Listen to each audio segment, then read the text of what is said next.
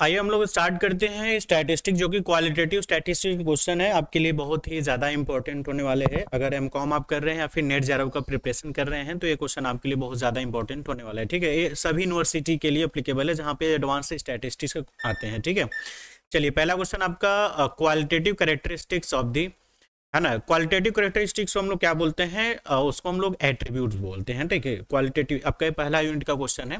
Qualitative characteristics is called, उसको हम लोग क्या बोलते हैं, एट्रीब्यूट्स बोलते हैं। ठीक है ना। चलिए सेकेंड क्वेश्चन क्या है कि classes on the basis of one attribute, है ना। एक एट्रीब्यूट के हिसाब से जो हम लोग क्लास करते हैं, क्लास को अलग अलग डिवाइड करते हैं, तो उसको हम लोग किस नाम से जानते हैं, उसको हम लोग क्लास ऑफ वन ऑर्डर के नाम से जानते हैं। ठीक है, चलिए थर्ड क्वेश्चन आपका, if the attribute have two classes it is called, कह रहा है कि एट्रीब्यूट के अगर के दो क्लासेस होंगे तो उसको हम लोग किस नाम से जानेंगे, तो उसको हम लोग डिक्टोमी बोलते हैं। उसको क्या बोलेंगे, डिक्टोमी बोलेंगे। ठीक है, एट्रीब्यूट अगर के दो क्लासेस की जाएगी तो उसको हम लोग डिक्टोमी के नाम से जानेंगे। ठीक है ना। फोर्थ क्वेश्चन देखेंगे कि total number of classes of N attribute, है ना। अब कह रहा है कि total number of classes of N attribute करेगा तो इसका फॉर्मूला होता है 3, है ना, 3 की पावर n होता है। ठीक है ना। अगर यही पे क्वेश्चन अगर आपके बोल दे कि अल्टीमेट, अगर बोल दे, है ना, कि अल्टीमेट अगर बोल दे तो यहाँ पे हो जाएगा 2 की पावर n हो जाएगा। ठीक है ना। जब अल्टीमेट की बात करेगा तो 2 की पावर n, और टोटल नंबर की बात करेगा तो 3 की पावर n हो जाएगा। ठीक है ना।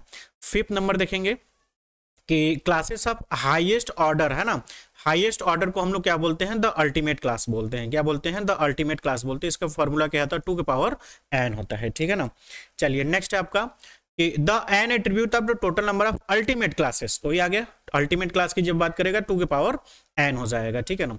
चलिए 7 नंबर है कि chi square test can't be used if any expected frequency. करा कि काई स्क्वायर टेस्ट, अब काई स्क्वायर टेस्ट क्या होता है, आपको जब पैरामीट्रिक टेस्ट और नॉन पैरामीट्रिक टेस्ट, इसके बाद हम आपको एक वीडियो प्रोवाइड कर देंगे जिसमें हम कुछ कॉन्सेप्ट बताए हुए हैं, तो उसको आप देख लीजिएगा। पैरामीट्रिक नॉन पैरामीट्रिक टेस्ट क्या होते हैं उसके हिसाब से आपको समझ में आ जाएगा। अभी के लिए आंसर ये समझिए, इसका पीडीएफ हम सोल्यूशन सहित आपको प्रोवाइड कर देंगे टेलीग्राम ग्रुप में, अल्पाइन क्लासेस में।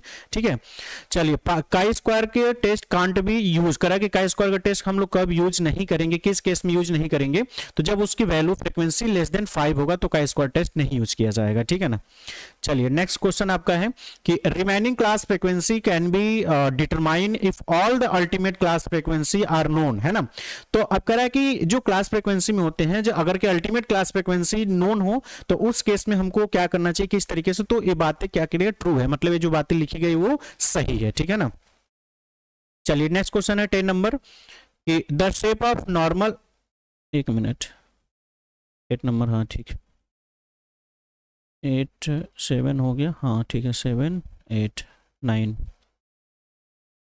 चलिए नेक्स्ट है आपका the shape of the normal distribution. Normal distribution का जो शेप होता है सिमेट्रिकल होता है। ठीक है ना, मतलब आप देखोगे तो इस तरीके से उसका सिमेट्रिकल बना रहेगा। ठीक है ना, सिमेट्रिकल रहता है ना, मतलब ये क्या रहेगा, सिमेट्रिकल रहेगा। ठीक है ना। तो पॉजिटिव स्केजनेस मतलब राइट और नेगेटिव रहेगा तो लेफ्ट रहेगा। तो मतलब ये जो शेप रहेगा नॉर्मल डिस्ट्रीब्यूशन का शेप सिमेट्रिकल होता है, बस आपको ये ध्यान रखना है। ठीक है, चलिए 10 नंबर देखेंगे। 10 number class frequency of any order can't be, करा कि कोई भी क्लास फ्रीक्वेंसी निगेटिव नहीं होगी, या तो 0 पॉजिटिव हो सकता है बट निगेटिव नहीं रहेगा। किसी भी क्लास का फ्रीक्वेंसी निगेटिव नहीं होना चाहिए। ठीक है ना। चलिए नेक्स्ट है, काम कर ले इसको, 11 नंबर है association between two attribute is, है ना, अगर के दो एट्रीब्यूट के बीच में अगर कोई एसोसिएशन है, when the actual frequency is greater than expected frequency, तो क्या रहेगा, पॉजिटिव रहेगा। ठीक है ना। अब आप कॉन्सेप्ट के क्लास में सारी चीजें बताया, अभी इसलिए समझो कि ये क्या रहेगा, पॉजिटिव रहेगा। ठीक है ना।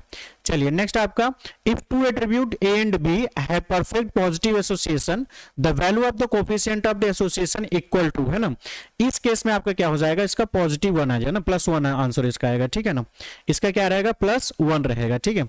नेक्स्ट क्वेश्चन है आपका कि यूल कोफिशिएंट, हेलो, हाँ सर आ जाइए, ठीक ठीक आ जाइए, हम क्लास में आ जाइए, हाँ आ जाइए, हम क्लास ले रहे हैं, आ जाइए, ठीक ठीक आ जाइए।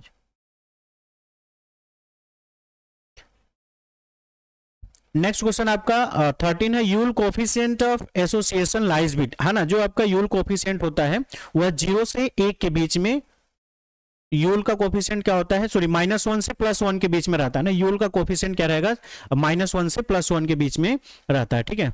नेक्स्ट क्वेश्चन आपका है, if for 2 attributes the class frequency A B and alpha beta A beta alpha B then Q equals to, तो इसका क्या हो जाएगा आपका, ये जो इसका फॉर्मूला होता है कि जैसे टोटल नंबर्स एन है, फिर ए है ना, फिर ए बी, ठीक है, फिर अल्फा बीटा, ऐसे करके इसका पूरा सीक्वेंस बनता है, ठीक है ना, सॉरी पहले ए रहेगा, फिर ए अल्फा रहेगा, फिर इसमें 2 पार्ट बनाएंगे जिसमें रहेगा आपका ए बी, ठीक है, फिर ये हो जाएगा आपका ए बीटा, है ना, फिर इसमें हो जाएगा आपका अल्फा बी, ठीक है, फिर अल्फा बीटा, ठीक है ना, इस तरीके से फ्रीक्वेंसी बनती है, तो ये याद कर लीजिए, आगे काम आएगा, ठीक है ना। अब चलिए देखिए इसमें 14 का क्या हो जाएगा, 14 का आपका हो जाएगा कि 0 आएगा, जब अगर ये ए बी और इस तरीके का रहेगा क्वेश्चन तो आपका क्या रहेगा, 0 रहेगा, ठीक है ना। इसका हम डिटेल में आपको वीडियो दे देंगे 10 मिनट का, आपको उसमें मिल जाएगा इसी के बाद, ठीक है। चलिए नेक्स्ट आपका 50 नंबर है, if the occurrence of one event, a probability का क्वेश्चन है, ठीक है ना, one event mean that another can't happen, that event are, है ना, म्यूचुअली एक्सक्लूसिव, है ना। अब जैसे कह रहा है कि जैसे मान लो हम सिक्का उछालते हैं ना, सिक्का जब उछालेंगे तो या तो हेड आएगा या तो टेल आएगा, मतलब कह रहा है जब एक आ जाएगा दूसरा आने का चांस नहीं रहेगा, या तो हेड आ जाए तो टेल नहीं आया, टेल आ गया तो हेड नहीं आया, तो उसको हम लोग बोलते हैं म्यूचुअली एक्सक्लूसिव बोलते हैं, ठीक है। तो 15 का क्या हो जाएगा, सी हो जाएगा, ठीक है ना। 16 देखेंगे कि event A and B are mutually exclusive which of the following statements true, है ना, करा कि अगर जैसे सिक्का वाला के केस में कौन सा इसका हो जाएगा, तो 16 का इसका फॉर्मूला होता है ना, कि P, है ना, A union B equal to P A plus P B हो जाता है ना, ये इसका फॉर्मूला होता है, ठीक है ना, इस फॉर्मूले को आप याद कर लीजिए, ठीक है, म्यूचुअली एक्सक्लूसिव का फॉर्मूला यही होता है, ठीक है।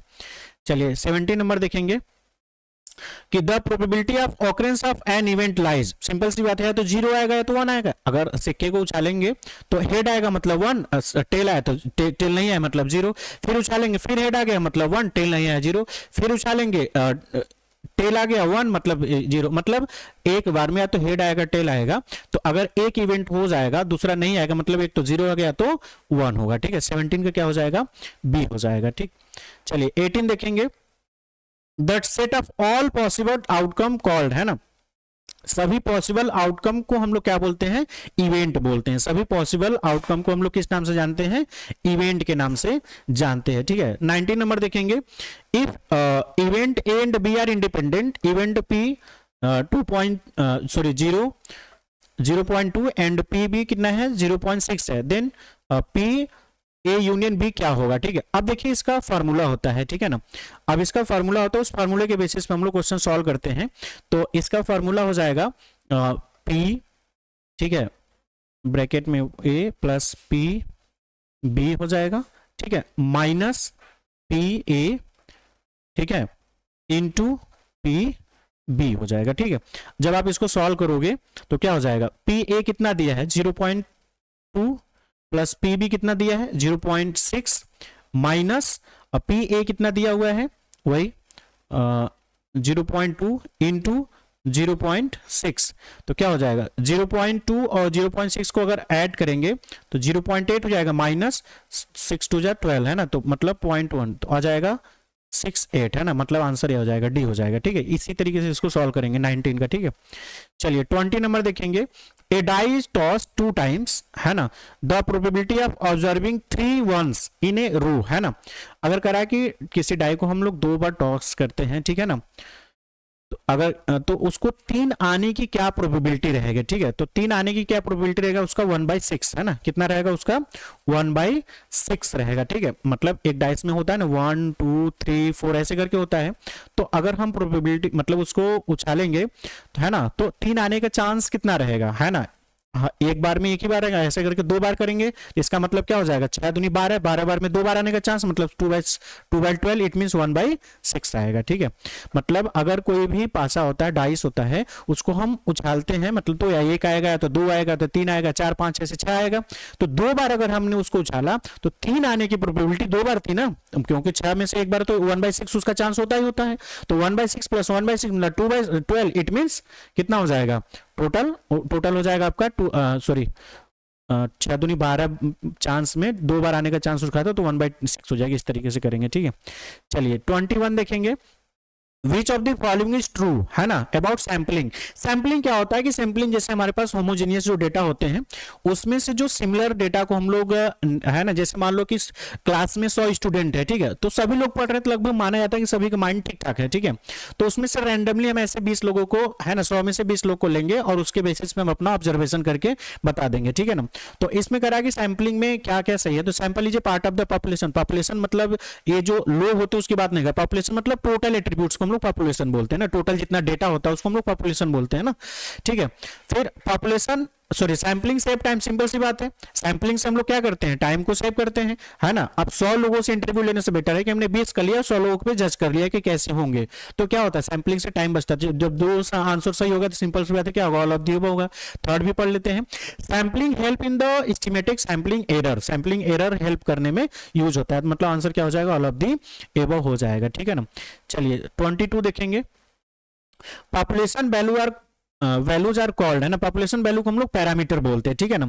अगर यहीं पे आपका क्वेश्चन नंबर बोल दे कि अगर सैंपल वैल्यू क्या होगा ना, सैंपल वैल्यू की अगर बात करें, ये भी ध्यान रखिए आप लोग, सैंपल वैल्यू की बात करें तो स्टैटिस्टिक्स उसका आंसर रहेगा, ठीक है। लेकिन अगर पॉपुलेशन की वैल्यू की बात करें तो उसको हम लोग पैरामीटर बोलते हैं, ठीक है। A complete survey of population is called, है ना, कंप्लीट सर्विस मतलब इस एरिया में 10,000 लोग हैं, 10,000 लोगों को हम सर्वे करेंगे तो उसको हम लोग सेंसस मेथड या पॉपुलेशन मेथड बोलते हैं, ठीक है ना। मतलब सैंपल में क्या होगा कि सिलेक्टेड, मतलब 100 में से हमने 10 का सिलेक्ट किया, सेंसस में 100 है तो 100 लोगों से इंटरव्यू लेंगे, उसको हम लोग सेंसस मेथड या पॉपुलेशन मेथड के नाम से जानते हैं, ठीक है। चलिए 24 देखेंगे।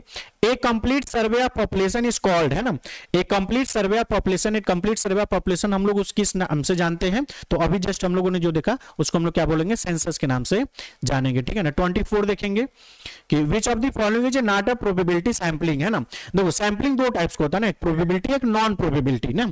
तो प्रोबेबिलिटी सैंपलिंग को हम लोग रैंडम सैंपलिंग के नाम से भी जानते हैं, ठीक है। उसमें अलग अलग टाइप्स होते हैं, आप एक देख लीजिए, इससे क्वेश्चन कंपलसरी आता है, ठीक है। तो जो सिंपल रैंडम प्रोबेबिलिटी हो गया, स्ट्रेटिफाई और क्लस्टर, है ना, एक किसके पार्ट होते हैं, प्रोबेबिलिटी सैंपलिंग के पास होते हैं। बट जो कोटा सैंपलिंग होता है वो नॉन प्रोबेबिलिटी होता है, तो आंसर क्या हो जाएगा, बी हो जाएगा, ठीक है। 24 का आंसर क्या होगा, बी हो जाएगा, ठीक है। चलिए नेक्स्ट क्वेश्चन है आपका, difference between the estimate and population parameter, है ना। मतलब जो पॉपुलेशन पैरामीटर हम लोग एस्टिमेट करते हैं उसमें जो डिफरेंस आते हैं उसको हम लोग किस नाम से जानते हैं, तो उसको हम लोग बोलते हैं सैंपलिंग एरर के नाम से जानते हैं, उसको लोग हम लोग क्या बोलेंगे, सैंपलिंग एरर के नाम से जानते हैं। The probability of sure event, simple सी बात है, श्योर इवेंट का प्रोबेबिलिटी क्या होगा, तो 1 होगा ना, श्योर इवेंट का प्रोबेबिलिटी, है ना, जैसे सिक्के वाली ही बात है कि हम श्योर होगा ना कि अगर हम ये करेंगे तो या तो ये आएगा तो ये आएगा ना, दो में से कोई एक आना ही है ना, या तो बारिश होगी या तो बारिश नहीं होगी, है ना, तो दोनों की प्रोबेबिलिटी में से कोई एक ही होगा, तो मतलब उसका प्रोबेबिलिटी क्या रहेगा, 1 रहेगा, ठीक है। 26 वही हो जाएगा, 26 का बी ही था। चलिए 27 देखेंगे कि the probability of getting 53 Sunday in a leap years is, है ना, तो 53 संडे आने को ये 1/7 ही होगा, है ना। उसका चांसेस क्या होगा, एक बार संडे 7 दिन होते हैं, 7 दिन में संडे आने का चांस कितना होगा, 1/7 ही होगा, तो आंसर क्या हो जाएगा, बी 1/7 हो जाएगा, ठीक है। चलिए नेक्स्ट क्वेश्चन आपका, नॉर्मल कर्व क्या होते हैं, नॉर्मल कर्व सिमेट्रिक होते हैं, है ना, पीछे भी क्वेश्चन में बताया गया था कि नॉर्मल कर्व क्या होते हैं, सिमेट्रिक होते हैं, ठीक है। नॉर्मल कर्व क्या होते हैं, सिमेट्रिकल होते हैं, ठीक। चलिए 29 देखेंगे, बाइनोमियल डिस्ट्रीब्यूशन इज, है ना, बाइनोमियल डिस्ट्रीब्यूशन को हम लोग किस नाम से जानते हैं, इसको हम लोग डिस्क्रीट डिस्ट्रीब्यूशन के नाम से भी जानते हैं, बाइनोमियल डिस्ट्रीब्यूशन को हम लोग डिस्क्रीट डिस्ट्रीब्यूशन के नाम से भी जानते हैं। इन ए पॉइजन डिस्ट्रीब्यूशन, है ना, अब कह रहा है कि पॉइजन डिस्ट्रीब्यूशन में, पॉइजन डिस्ट्रीब्यूशन का फॉर्मूला क्या होता है, म्यू, है ना, म्यू मतलब जो पॉपुलेशन का होता है, ठीक है, पॉपुलेशन का जो मीन होता है ना, उसको हम लोग म्यू से डिनोट करते हैं, mu t equal to 3 mu 3 होता है, इसका ये फार्मूला होता है, ये फार्मूला आपको याद करना पड़ेगा, ठीक है। चलिए नेक्स्ट आपका, ये तो ये 30 का सी हो जाएगा। 31 देखेंगे, the total number of classes in case of 2 attribute, है ना, टोटल नंबर ऑफ क्लास में कितने एट्रीब्यूट्स होते हैं, जितने क्लास होंगे उसके मतलब 2 एट्रीब्यूट कितने किस केस में आता है, तो इसका आंसर हो जाएगा 31 का। अब इसका देखिए फॉर्मूला वही होता है, 3 के पावर n होता है, ठीक है ना, जब टोटल क्लास की बात करेगा 3 पावर n बोलेगा, ठीक है ना। तो अब यहाँ पे 3 के पावर n, इट मीन्स क्या हो जाएगा इसका फॉर्मूला कि 3 × 2, है ना, तो मतलब क्योंकि n कितना दिया है 2 बोला है, तो इसका आंसर 9 आना चाहिए, है ना, जो कि इसमें से कहीं नहीं दिया तो डी को मान लिया जाएगा क्योंकि सबसे नियरेस्ट हुई आंसर सही है, ठीक है। चलिए नेक्स्ट है आपका है इफ 32 देखेंगे, इफ ए 800, देखो ये वाला इससे क्वेश्चन 2-3 क्वेश्चन आएंगे और ये बहुत ही सिंपल है, ठीक है। इसका फॉर्मूला क्या होता है, एन, इसको 2 पार्ट में बांटते हैं, ए और अल्फा, ठीक है। फिर इसको 2 पार्ट में बांटेंगे, ठीक है ना, ए बी, ठीक है। फिर ए बी हो जाएगा ए और बीटा इसको बोलेंगे, ठीक है। फिर इसको 2 पार्ट में करेंगे तो ये हो जाएगा अल्फा बी, ठीक है। फिर ये हो जाएगा अल्फा और बीटा, ठीक है ना। अब देखिए पूछा क्या है, ए मतलब 872, ये जो इसकी जो वैल्यू है, 1 मिनट, ठीक है, ए की वैल्यू कितनी है 872 है, ठीक है ना। अब आगे बता रहा है कि ए भी कितना है 327 है, मतलब कितना है 327 है, ठीक है ना। अब ए अल्फा बीटा है ना, ए बता रहा ना, ए बी मतलब ए बीटा बोल रहा है ना, ए बीटा की वैल्यू क्या होगी, जब ए मतलब ए बी प्लस ए और बीटा दोनों ऐड करने पे 872 आ रहे हैं, तो इसमें से इसको माइनस कर देंगे तो ये आ जाएगा। अगर ये पूछेगा तो इन चारों को ऐड करेंगे, अब ये क्वेश्चन इस पे है, ठीक है ना। तो अब क्या करेंगे, 872 में माइनस कर देंगे 327 को, तो आपका आंसर आ जाएगा 545 आ जाएगा, ठीक है ना। कितना आ जाएगा 545, ठीक। ये ध्यान रखिएगा, इसी के बेस पे क्वेश्चन है। 33 देखेंगे, if 70% of all observation are the A and sorry 70% of all observation are A and 40% are B, then percentage of A B where A B are independent will be। अब देखिए इसका formula होता है, ये भी probability का question है, ठीक है ना। इसका फॉर्मूला होता है, इस फॉर्मूले के बेसिस पे हम आपको सॉल्व करके बता रहे हैं, ठीक है ना। क्वेश्चन हम एक्चुअली सॉल्व किए हुए हैं। हाँ देखिए इसका क्या हो जाएगा कि इसका फॉर्मूला हो जाता है कि प्रोबेबिलिटी ए का क्या हो जाएगा 70% है, मतलब 70/100 मतलब इट मीन 7/10 हो जाएगा, ठीक है। फिर प्रोबेबिलिटी बी का क्या है कि 40% मतलब 40/100 इट मीन 4/10 हो जाएगा, ठीक है। अब आगे इसका फार्मूला होता है कि ए बी निकालना है ना, मतलब प्रोबेबिलिटी ए बी, इंडिपेंडेंट जब होगा तो दोनों मल्टीप्लाई हो जाएगा, जब भी इंडिपेंडेंट होगा दोनों क्या हो जाएगा मल्टीप्लाई हो जाएगा ना, तो हो जाएगा probability A into probability B, तो हो जाएगा 7/10 इंटू 4/10 इट मीन 28/100। तो इसको परसेंटेज में निकालेंगे तो 28% आ जाएगा, कितना आ जाएगा 28% हो जाएगा, ठीक है ना। चलिए 34 देखेंगे, coefficient of association was derive by, Yule ने किया था इसको, है ना। किसने किया था, कोफिशिएंट ऑफ एसोसिएशन किसने डिराइव किया था, यूल ने किया था।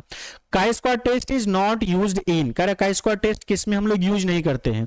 तो सबसे पहले आपको बता दें कि काई स्क्वायर टेस्ट जो होता है कि आपका test of independence, goodness, fit में टेस्ट ऑफ वेरिएंस, इन तीनों में तो यूज होता है, तो बचा क्या तुम्हारा डी बचा होगा, है ना। मतलब टेस्ट ऑफ इंडिपेंडेंस इन तीनों में आपका यूज होता है, तो मतलब टेस्ट ऑफ कोरिलेशन में यूज नहीं होता, तो आंसर क्या हो 35 का डी हो जाएगा। 36 एनालिसिस ऑफ वेरिएंस वाज, है ना, एनालिसिस वेरिएंस 1918 में डेवलप किया गया था, तो अब इसके नियरेस्ट सबसे आंसर आपका 120 हो जाएगा, ठीक है। 1918 में आया था, एनोवा का क्वेश्चन है, ठीक है। एनालिसिस ऑफ वेरिएंस वही है, मतलब 1918, एग्जैक्ट आंसर 1918 रहेगा इसका। चलिए अब आगे क्वेश्चन है आपका, इफ ए बी 320 है, अल्फा बी 741 है, ठीक है ना, ए और बीटा 545 है, अल्फा बीटा 233, तो एन क्या होगा, देखो एकदम यही पूछा है, ठीक है। फिर एक बार बताते हैं आपको याद हो जाएगा, ए है ना, फिर अल्फा, ठीक है। फिर इसको करेंगे ए बी हो जाएगा, फिर हो जाएगा ए बीटा, ठीक है। फिर ये हो जाएगा आपका अल्फा बी और ये हो जाएगा अल्फा बीटा। अब सोचो ए बी का वैल्यू दिया है कितना, दूसरे पेन से करते हैं, इसकी वैल्यू दिया है आपका 327, ठीक है। और ए बीटा के वैल्यू कितना दिया हुआ है, ए बीटा की वैल्यू दिया है 545, ठीक है ना।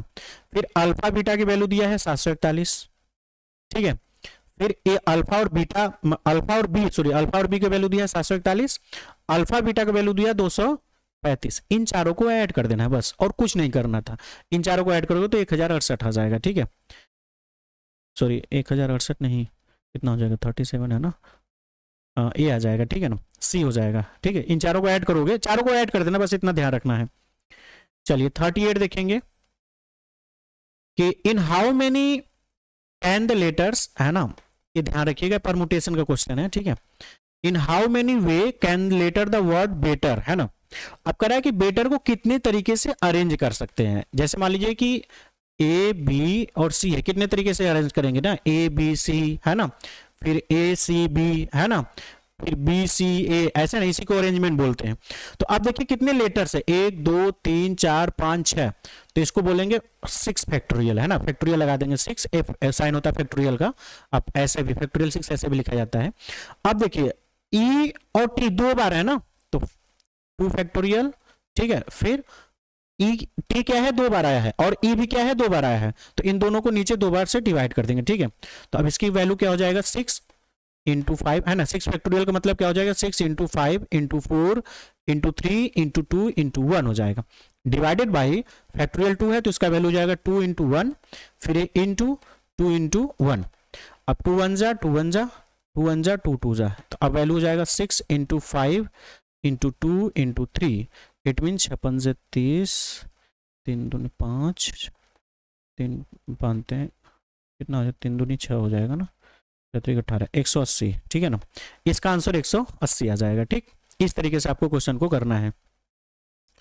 There are 4 hotel in a city. If the 3 person come to the city, in the how many way can be stay in the different hotel, ठीक है ना। अब वही बता रहा है कि इसमें इसका फैक्टोरियल 4 हो जाएगा टोटल, है ना, टोटल कितने होटल है 4, फैक्टोरियल 4 हो जाएगा, ठीक है। फिर if the 3 person come to the city, कर 3 लोग आते हैं तो उसको किस तरीके से अरेंज कर सकते हैं इसको ना, तो इसका फॉर्मूला हो जाएगा फैक्टोरियल मतलब 4PR, है ना, परमुटेशन है, मतलब NPR बोलते हैं, एन टोटल होटल कितने हैं 4, ठीक है। अब पब्लिक कितनी है 3 आ रही है, मतलब हमारे ऑब्जर्वेशन कितने आ रहे हैं 3, तो अब इसको फैक्टोरियल 4 डिवाइडेड बाई, इसका फॉर्मूला होता है, अच्छा फॉर्मूला पहले लिख देता हूं कि factorial N divided by factorial N minus R होता है, ठीक है ना, जब इस तरीके से क्वेश्चन देता है, ठीक है। तो 4 into 3 into 2 into 1 divided by N minus R, it means 4 minus 3, है ना, तो कितना होगा 1 होगा, तो फैक्टोरियल 1 बचेगा, है ना। तो इसको और फर्दर सॉल्व करोगे तो क्या हो जाएगा, 4 into 3 into 2 into 1 divided by factorial 1, तो ये कट जाएगा तो बचेगा कितना, 4 3 12 दूनी 24, ठीक है। जब आपका आर भी दिया हो तो इस तरीके से करेंगे, ठीक है, और जो ऊपर हमने दिया था कि बस लेटर में निकालना था कितने तरीके से अरेंज कर सकते तो उस तरीके से फॉर्मूला होगा, ठीक है ना। चलिए, sample is the representative of inverse, है ना, इनवर्स मतलब जो टोटल आपका सेंसस होता है, टोटल पॉपुलेशन होता है, उसी में से तो हम लोग कुछ डेटा को लेते हैं तो क्या होता है उसको रिप्रेजेंट करता है ना। जैसे भारत की तरफ से 11 प्लेयर्स खेलते हैं, वो क्या करते हैं इंडिया को रिप्रेजेंट करते हैं, तो सैंपल ही है, ठीक है ना। तो इस तरीके से 40 क्वेश्चन रहा है जो कि आपके लिए बहुत ही ज्यादा इंपॉर्टेंट है। इसके बाद हम प्रीवियस ईयर के पेपर भी आपको सॉल्व करा के दे देते हैं, ठीक है। चैनल को सब्सक्राइब करिएगा। Thank you.